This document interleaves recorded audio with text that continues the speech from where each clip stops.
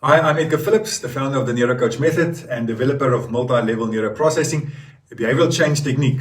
I've trained more than 1,000 counselors, life coaches, social workers, psychologists, and ministers the past 8 years on how to use MLNP in both counseling and coaching sessions. And so what if everything we've been told about personal change is kind of backward? That it's not about pushing harder, but about understanding the deeper systems that are running our lives. Well, in this video, I'm going to unpack a new science of transformation that goes way beyond willpower and taps into the memory systems of the body. You know the old saying, no pain, no gain. We thought that change and real transformation has to be this constant battle, this forceful push against who we used to be and who we want to be, against what we don't like in our lives and what we want to achieve. But what if that very belief that it has to be a struggle is the exact thing holding us back? What if the fight itself is the problem? So to understand this idea of effortless change, we have to start in a place that might surprise you, not with our thoughts, but with our bodies. Because, as you're about to see, real healing and change often starts where words just can't reach, and that leads us right into the world of what are called somatic or body-based interventions. And so the big idea here is that our experiences, the good ones and especially the tough ones, aren't just stories filed away in our brains. No, they're physically stored in our nervous system, in our muscles, even in the way we hold ourselves, our body positions, the gaze of our eyes. Research shows that specific emotional states and body positions go hand in hand.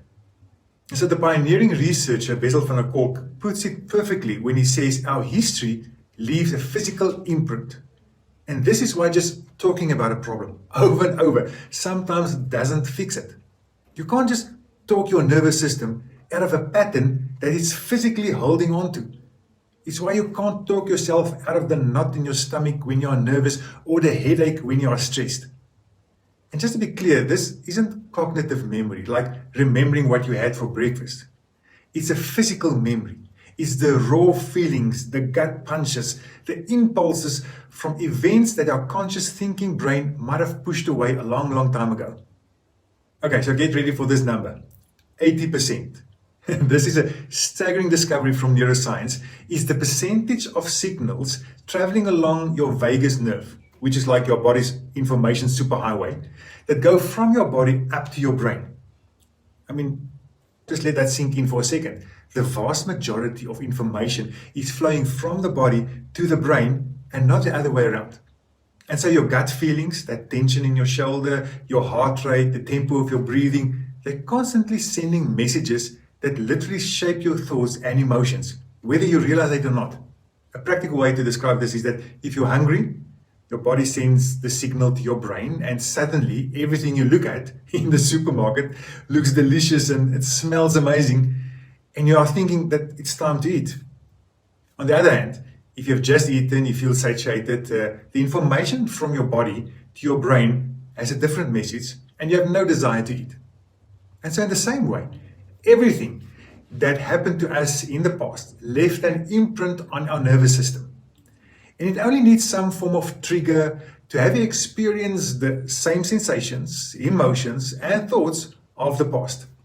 And so if our body has this much sway, how can we use that knowledge to build new habits? And this is where we pivot from healing the past to creating a future with way less resistance. So we usually think change takes a ton of willpower, but willpower is kind of like trying to hold a beach ball underwater. It's exhausting. It's a constant fight. The alternative is to shift your awareness. So instead of forcing yourself to exercise, you start investigating what the underlying friction could be, the internal wrestling, the negative self-talk, with its corresponding feelings. And these are all ways of working with your nature, not fighting against it. So we've got these two big ideas on the table. The body remembers and change can be effortless. So what does it look like when you actually put them together? And so I want to introduce to you a practical method that does just that. It's called multi-level neuroprocessing, or MLNP for short. It was my PhD thesis where I proved it to be an effective intervention technique for counseling and just as effective for life coaching. And so at its heart, MLNP is built on a really beautiful principle that your body and your brain already know how to heal themselves. They have this incredible natural ability if you just give them the right conditions and know how to facilitate the process. And the single most important condition, the one non-negotiable, is safety. Think about it. Your brain's number one job is survival.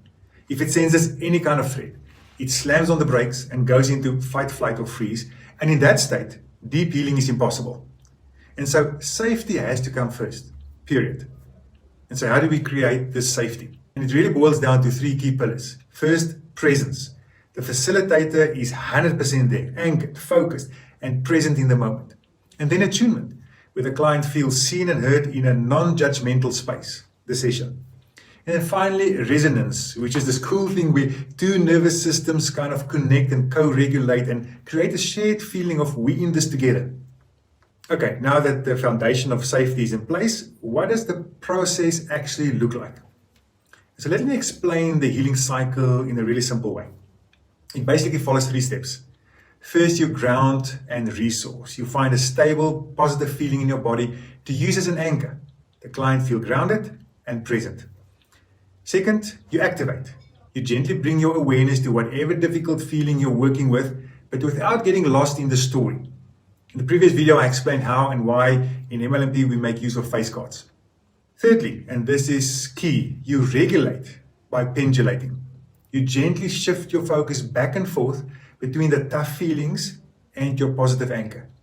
This keeps your system from getting overwhelmed, so the brain can process all the information until it's integrated and the emotional charge is diffused. And then the brain just naturally rewires itself, which is one of the wonders of how we are made. And this brings me to the ultimate idea behind all of these different approaches, whether it's somatic therapy or identity shifts or a process like MLMP.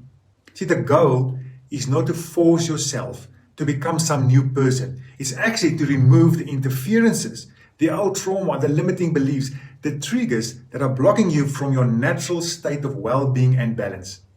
It all comes down to this. We've been trained our whole lives to push and grind and fight for change.